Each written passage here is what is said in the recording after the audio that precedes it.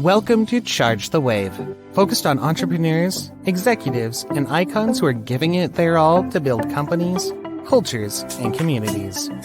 Without further ado, here's our next episode.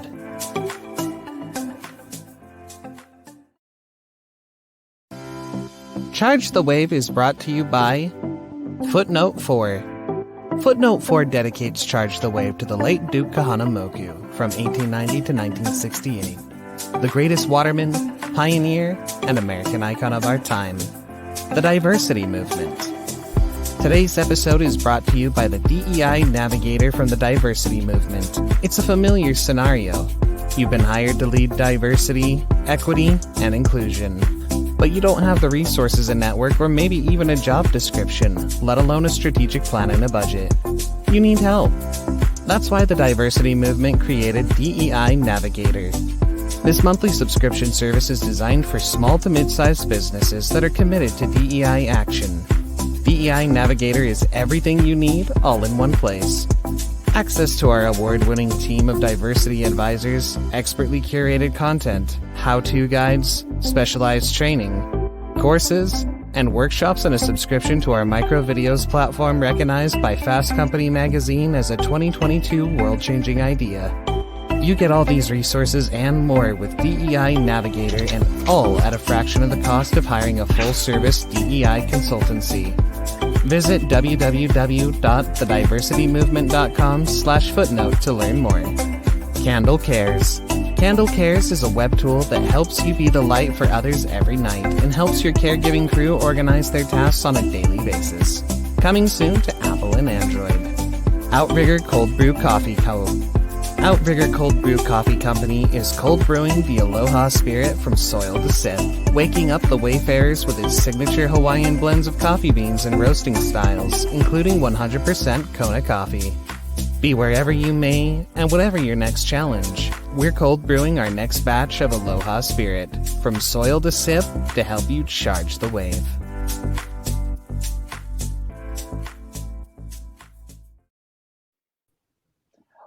Welcome, everybody. Today, our guest is Anisha Nandi. Before we jump right in, Anisha, would you like to open the show with a quick intro and some background? Sure, happy to. Thanks for having me. I'm Anisha. I am the CEO and co-founder of Verbate. Verbate is an ERG management platform. So we help employee communities like ERGs, affinity groups, and all sorts of employee communities better manage and measure the impact that they're having on the organization that they work within. A little bit of background on me. Before founding Verbate, I was a journalist for about 10 years. Really involved in building digital newsrooms from 0 to 1. And so thinking deeply about not only production and logistics, but also, the human side of things, what makes workplaces go around, which led me to founding Verbate. That's great. Thank you for that. Congrats on all your success with Verbate thus far, which we'll get to for sure. But wanted to start with where it all began. Where did you grow up and how would you describe it? Yeah, for sure. So I'll give you my background in a nutshell, which I always love to do because I'm extremely passionate about, people's identities and how they carry around those identities with them. And so personally, I'm Trinidadian and Indian. My mom's Trinidadian, my dad's Indian. I was actually born in England and I grew up in New York. And so I like to say I carry a lot of identities around with me, but I have a soft spot for New York and spent a good amount of time in Detroit as well. Went to the University of Michigan. Any siblings? I do. I have a brother. He is super close to me. We are both in the startup world as well. So doing this crazy thing together. Okay. And is he an older brother or younger brother? Yeah, he's older. Okay, great. Do you recall a unique or interesting challenge or experience from your childhood that you'd like to share? I think just the nature of my parents and my family moving around a good bit and just figuring out how to weave those identities together has always been something that I would say growing up, even if I didn't realize it, I was always figuring it out. I was figuring out who I was in different rooms and trying to figure out, maybe pattern matching a little bit too much, trying to figure out how to fit in. And the older I got, the more that I realized the secret is just to actually embrace all of that intersectionality and bring it all together. And that's really when it started to click for me. You certainly sound like a globetrotter, someone who's hopscotched around the world. On your voyage, did you run into any particular meaningful role models that you'd like to give a shout out to today? It's funny you bring up my family right away. They're really my sources of inspiration always. My older brother, my parents, coming from an immigrant family, it's so ingrained in you to look around you and say, these are the people where my values and my inspiration really comes from. So my first role models and my role models forever are probably going to be those three people. How did you choose the University of Michigan to attend, and anything you loved about it or have any regrets from your school days? Yeah, I mean, I love the University of Michigan. I can talk about it all day long. Big Wolverine here. I visited a ton of colleges, and at the time, I didn't really know what I wanted to do. I knew that I loved writing. I knew that I had this passion for the different identities, like we've talked about, that we carry around. But I didn't know what that would really manifest into in terms of a career. And so I really wanted to go somewhere that gave me the maximum optionality, right? Somewhere that I could explore all the different avenues. And the University of Michigan was perfect for that. They have so many different programs, so many great people. And so that's really what landed me there. And I met my co-founder there. I started my journalism career there. I worked at the NBC station. I mean, I had so many incredible experiences. And that's also where I really earned a great love and appreciation for the city of Detroit. So that's also my other city that I rep besides New York. And I went to a couple of schools just west of you, Michigan State and Chicago. How did you like Ann Arbor? Yeah, absolutely. I mean, Ann Arbor's the best. It's so much fun and such a beautiful town. The older I get, the more I realize like what a perfect little bubble that town is. And then were you at WDIV? I was, yeah. Okay, so I grew up on 8.5 miles, so I think I was at your media market in terms of where you Amazing. went post Yep. school. That is really neat. It sounds like our Very much paths have that job. crossed a few times. It was such a fun job. My job was essentially just driving around to all the different Metro Detroit city, towns and talking about the revitalization of Detroit. And so really learned a ton about how amazing that area is. And after school, when you started, your career journey, and it sounds like you started right in Detroit, how did you think about your career? Did you always know you were going to go into entrepreneurship? And did you want to provide a little overview of kind of some stops you've had along your path? Sure. Yeah. I didn't necessarily know. And it's funny, right? We all look back at our paths and they look so perfectly crafted, but they're never a straight line, right? I knew I wanted to be in the storytelling world, and I knew I wanted to do that in the digital and tech, boom that we were seeing. And I really thought there was this amazing opportunity to storytell within the technology realm. And so I wanted to find myself in a newsroom that was building out their technology arm and was reporting on tech and probably producing in high tech as well. And so I found myself over at CBSN, which is CBS News at the time was CBS News's new digital streaming network. And then after that, found myself at NBC launching their streaming network. And what that allowed me to do is, while I had this amazing backing and kind of cachet of a huge newsroom like CBS and NBC, it gave me the ability to experiment, which was amazing. I was able to launch new series, explore new tech. I launched CBS's first Snapchat interview series, which at the time nobody was, doing much on Snapchat and media in terms of really exploring journalistic routes. And so that was exciting. At NBC, I launched a mixed reality interview series that was super fun. And so I was interviewing people in a Google Tilt Brush set that I created. And so I was always able to find these pockets of innovative corners within these newsrooms. And in the back of my head, I was thinking, I was meeting all these startup founders. I was meeting all these amazing people in tech. And I was thinking, if I find a problem I care hard enough about I would really love to see if I could try my hand at being an entrepreneur myself. And then lo and behold, I found that problem and I started to chase it. Great. And before we get into that, what do you wish people knew more about journalism, reporting, storytelling? That's a great question. There's a lot of chaos around news is the thing that I will say, both inside newsrooms and in the news that they create. And I think the one thing that I really always tell people is there are some incredibly talented, especially young journalists that are doing amazing work. And despite what you think about the news cycles and the craziness of it all, they're just they're people trying to do their jobs. And at the end of the day, a lot of the critiques are valid, but I would say go find a journalist, talk to them about their job, and you'll hear that passion and the love that they have for the work that they do. Some of my best friends are still very much in that industry. And so I'm still an optimist. I think we're going to figure out a lot of great stuff in the journalism and news realm, and maybe I'll jump back into it one day. But just know that there's a ton of great people doing a ton of great work in those newsrooms today. So tell us a bit more about Verbate mission, purpose, that burning desire to create Sure. something. Yeah. Really, it started in those newsrooms as I was building them from 0 to 1. I was involved from really the ground level, right? They were almost like startups within these big organizations.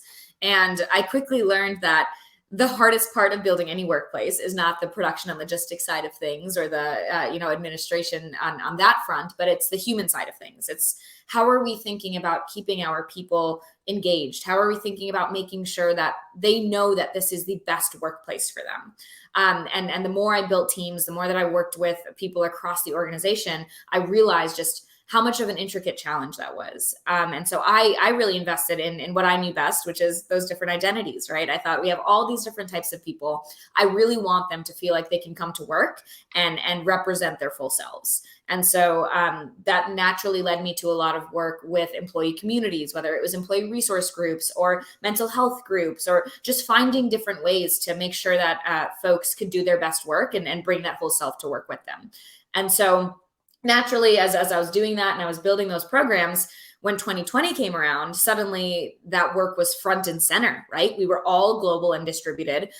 People were trying to figure out, what does a remote work world look like? Leaders were trying to figure out, how do we make sure that people feel like they're seen and represented at work so that they don't leave, right? And so at the end of the day, my co-founder and I saw it from vastly different workplaces. I was in the corporate media world. He was in the financial tech world, and we were both seeing the same phenomenon. And we thought, there has to be something that can be done, right? There has to be something that can be built to help some of these problems. And so, we did all of the research and discovery to validate our own experiences. Interviewed hundreds of people leaders and tech leaders and all sorts of company leaders. And we found that there was a complete explosion of these employee communities, but they had very little infrastructure. They were being run off of a million spreadsheets and Google Docs. And we thought, okay, well, that seems like somewhere that technology can help. If we can build a software layer that helps them do their job a little bit easier and achieve the impact that they want, that seems like we're moving in the right direction. Wow. That's uber interesting. Thank you for sharing that. What type of companies do y'all work best with? Yeah, so it's interesting, right? I just mentioned that pretty much every company doubled down on these employee communities. And so for us, it's becoming a larger and larger pool, but really any company that has, say, more than 3 employee resource groups or employee communities. Increasingly, they're being called different things. Sometimes they're called employee networks. Sometimes they're called BRGs, business resource groups. But really any company that has a few of them and is thinking, what does the 2.0 strategy of this look like? How can these communities be involved in maybe our onboarding strategy or recruiting, or how do we track some of the success of them and make sure that they're getting the support that they need and that they're delivering, at the end of the day as well, some sort of tangible impact on the company itself. So any company that's thinking deeply about that is a company we work really well with. We work with all types of different companies across verticals and shape and size, as long as they're thinking about employee and the sense of community within them. Any company or community leaders that you'd like to give a shout out to? Oh, so many. I always say my fellow founder network is the thing that holds us together, holds me together. Being a founder is certainly not rosy all the time. And I've had some amazing founders help me along the way. Amy Sperling over at Compt, she's built an amazing company also in the HR tech future of workspace. Nick Gavransky, founder of Welcome, who's now over at Bamboo HR. Ansel Parikh over at Finch, all of these amazing founders who are also, building an employee experience and future of workspace, doing amazing work. They have given me their time, their expertise, and so much else along the way. And I hope to keep paying it forward for other folks coming into the space as well. You talk about kind of the founder's path being a little rockier, maybe some choppy waters you faced. Anything you wish you knew when you began? It's hard to say. I feel like I'm a big silver lining person. So I'm like, you know what, I had to go through that to learn it. But I would say you just cannot start building that network early enough off of my previous point, right? I think there's a propensity to try and feel like you have it all figured out from day one. And especially in founder life, you're always putting on this face that everything is perfect and I have it all together and I figured it out. You want to put that best foot forward, but it's okay to ask questions and ask for help and find the people you can lean on early, especially those fellow founders. They will give you so much grace and they're going to give you some help along the way. And so I would say reach out, build that network, and be honest when things are hard or when things aren't working. And you'll be really pleasantly surprised at how many people will be willing to reach out and give some advice and guidance along the way. What would you consider a success or a particular milestone over the next year for Verbate? So we are obviously a very community-oriented company. We work with employee communities all day long. And for us, we're always thinking, how do we supercharge the sense of community in this space? So for example, the program managers of employee communities, they were the second fastest growing role being hired for in 2022. That's the third fastest growing role being hired for in 2023, even amidst what is a lot of economic turmoil, right? Employee experience manager is the fifth fastest growing role being hired for. And so these folks are everywhere. They're doing amazing work, but the number one thing that we often hear from them is they feel lonely inside their own organizations, right? They feel like they are kind of, one or two voices really doing the work. And so we're really big on let's bring those folks together. We do monthly meetups, we have a newsletter, and we try and build as much community for these community builders, which sounds obvious, but somebody needs to help them get together because they're doing all this amazing work, and there's not a lot of spaces for them to connect with each other. So for us, being able to, we have this amazing community of program managers, being able to grow that community, but then look for other spaces to say, hey, can we connect ERG leaders? Can we connect different people in the space that are doing the work, connect them cross company, cross organization? For us, it's an amazing opportunity to meet all these great companies, but also to create spaces for these community builders so that they can do their work and feel supported. That's fantastic. And with that, we'll take a short beat for our sponsors and we'll return to close out the show. Charge the Wave is brought to you by the Diversity Movement. The Diversity Movement DEI Navigator is everything you need all in one place. You get access to a host of resources with DEI Navigator and all at a fraction of the cost of hiring a full-service DEI consultancy. Visit www.thediversitymovement.com/footnote to learn more. Outrigger Cold Brew Coffee Co. Be wherever you may and whatever your next challenge, Outrigger Cold Brew Coffee Company is cold brewing our next batch of Aloha Spirit from soil to sip to help you charge the wave.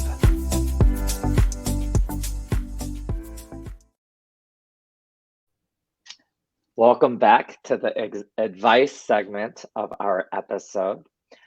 What is one piece of advice for those looking for their next job, trying to level up, or beginning a new journey? Yeah, I would say a couple things, and at the risk of sounding like a broken record, I would say, find your people, right? If you have even an inkling that you might, like me, want to step into a completely different industry, right? Get into tech, and that you have a couple people that are really well entrenched in that space, go talk to them, share with them, network with them, ask them to introduce you to two more people in their world, right? And that snowball effect of your network growing, I'm sure you've noticed the same thing in the spaces you're in. You suddenly realize, like, wow, these spaces aren't that big. It's 300 people, maybe not 3,000. And so as early as you can start to meet the people that you want to be in the room with in your next step, that is a huge advantage. And I have to say, ERGs are an amazing way to do that. Maybe poke around in your company and say, hey, I'm a parent, or I'm part of our mental health group, or I'm a woman of color. I'm going to go see if there's other people that I identify with or that are similar or maybe even different from me that I can learn from. But that network expansion is such a key part of that. I heard you say be in the room, and I just think about that Hamilton line. I want to be in the room where it happens. Yeah. And it's phenomenal just getting a seat at the table and helping others get that seat at the table. Yeah. Are there any common denominators you've noticed in the most successful people you've met along your path? I think it's that propensity to always want to learn, right? And that's something I'm always working on, right? It's sometimes that tension with this feeling to always have it together as a founder, right? And feel like you know exactly the right step. But if you're willing to look around the corner and say, I'm gonna ask one more question to this customer or to this person in front of me that I feel like I know everything about, that willingness to learn, to be wrong, to always look around the corner is a huge unlock, I think, especially as you progress through your career and you realize that there's probably something else that you can get better at, is a through line through all of the successful folks that I admire.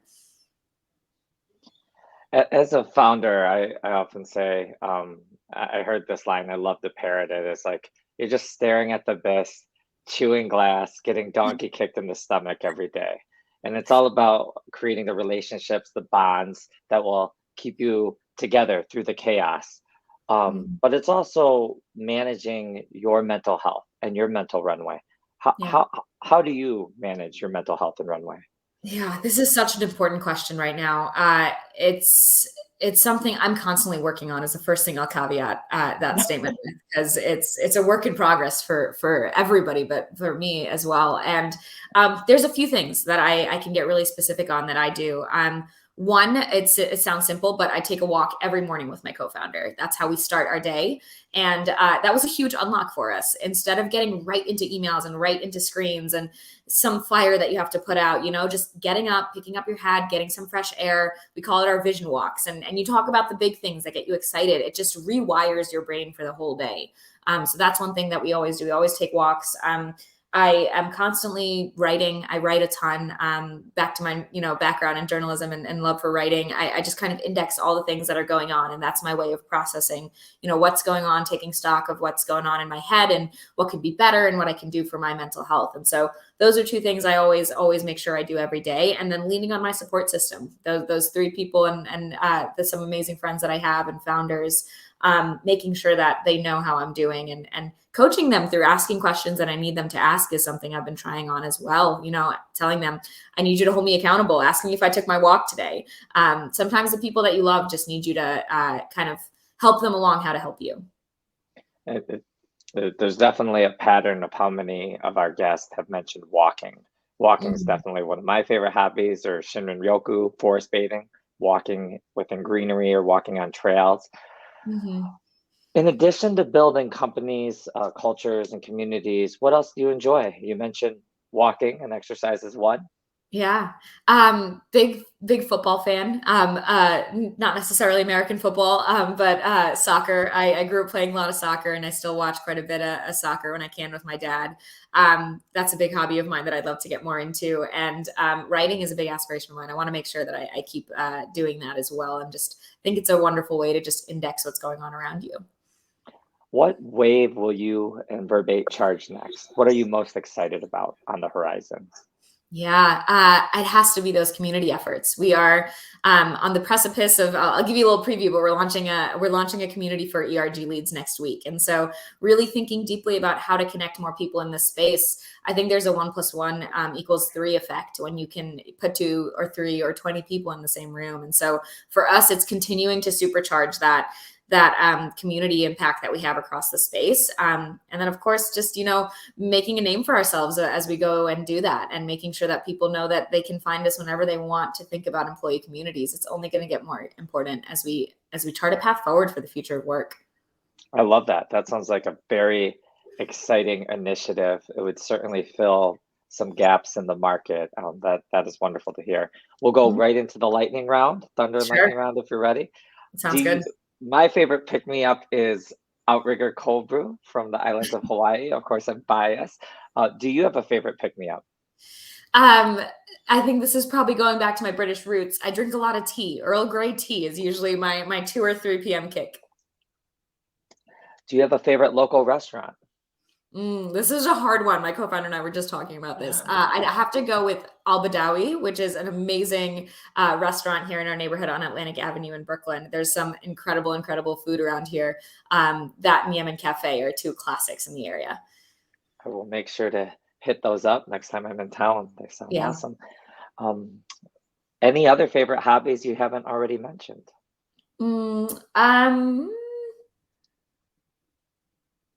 I think I mentioned them all, but I'll just say, watching soccer again. You name checked your favorite sports team. Any favorite musicals or shows? Favorite show would probably be Insecure. Issa Rae is a genius. I think that she's just so much fun, and I can't wait to see what she does next. Best vacation spot.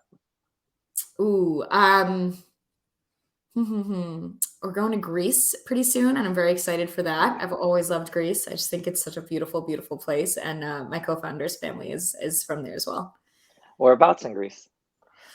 So he's Armenian, and one side of his family is Greek, and so we are going to Athens. His cousin's getting married there, so that'll be a lot of fun. Wow, we absolutely loved Athens. It was fantastic. It was I definitely one of my haven't been favorite back in a while. I'm so excited. It's so much fun visiting these places. Like I've been since when I was younger, and it's always different when you go when you're a little bit older. You see something different every time. Oh, definitely. It reminds me of the line, "No man can step in the same river twice, for the man is not the same, and neither is the river," or Sure. something like that. I just love Yeah, that. I love that. Dream concert. I thought a lot about this one. I really struggled with this. Perhaps I don't know if this falls under hobbies, but I'm a huge hip hop fan. I listen to a ton of hip hop. So I'd have to go with either like an impossible classic hip hop artist that I obviously can't see, like a Tupac or a Biggie, Yeah. or it's an artist that's still with us today, Nicki Minaj probably. I just think she's the OG, and she's great, and she's Trinidadian, and I'm Trinidadian, and so would love to see her in concert. I think also a huge hip hop fan. I would say mine would be like Biggie and Taylor Swift in one concert. Just see what happens. Throw them together. Oh, I love dog that. or cat?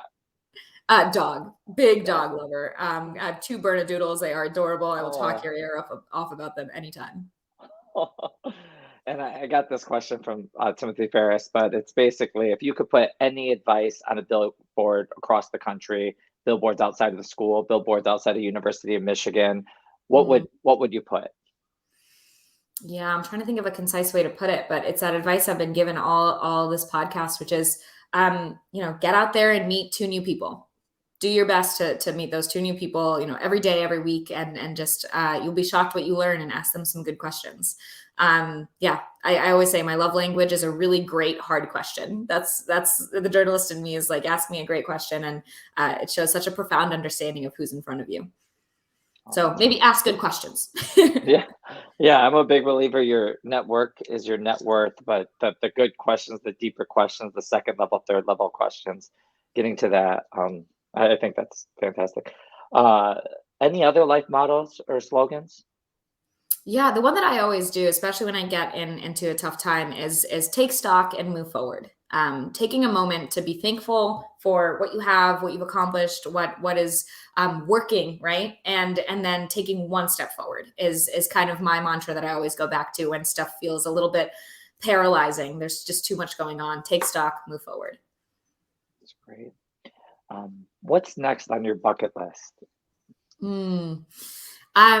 This one's a little bit personal, a little bit professional, but I really do want to get back to writing. It's just been such a passion of mine. It's something that I do personally. Obviously, I've done it professionally, but I want to set aside some time and really just reflect on how much we've all been through these past few years. I think it's so important to sit down and index some of it, write it down, look back at it, keep that record for yourself. I think we're all going to look back and wish that we had a higher fidelity record of our lives through this crazy time. And any other parting words before we close out the show? I think we covered it all. I would just say, for anybody that is thinking about taking that step into entrepreneurship or listening to these podcasts, I used to listen to all these podcasts when I was thinking about it and think, how can I get into this? Like, just take that first step. It's always, intimidating, but once you rip that Band-Aid off, you'll figure it out from there. Well, thank you, Anisha Nandi, for sharing your stories with us. We look forward to following your successes. Until next time, y'all, charge the wave. Thanks, Ray. Thank you for tuning in to another episode of Charge the Wave, focused on entrepreneurs, executives, and icons who are assiduously building companies, cultures, and communities. Till next time, charge the wave.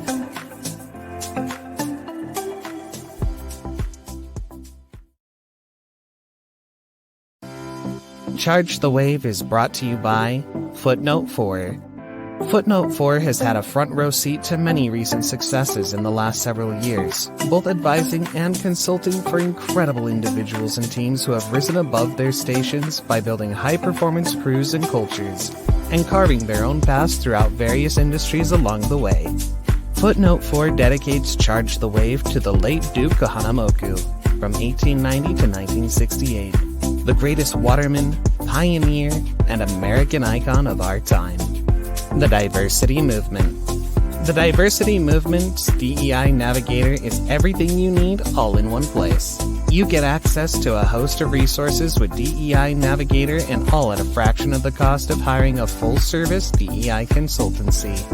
Visit www.thediversitymovement.com/footnote to learn more. Candle Cares. Candle Cares is an online tool that helps caretakers take care. Nowadays, caregiving has become a full-time job for one's parents, children, fur babies, and ohana. Candle Cares helps you manage your caregiver crew, loved ones who need care, and everyday tasks. A single candle can light many other candles without losing its own light. Candle Cares helps you be the light for others every night and helps your caregiving team organize their tasks on a daily basis. Coming soon to Apple and Android. Outrigger Cold Brew Coffee Co. Outrigger Cold Brew Coffee Company is cold brewing the Aloha spirit from soil to sip, waking up the wayfarers with its signature Hawaiian blends of coffee beans and roasting styles, including 100% Kona coffee. As Mark Twain famously proclaimed in his letter from Hawaii, Kona coffee has a richer flavor than any other, be it grown where it may, and call it by what name you please. Be wherever you may, and whatever your next challenge, we're cold brewing our next batch of Aloha spirit from soil to sip to help you charge the wave.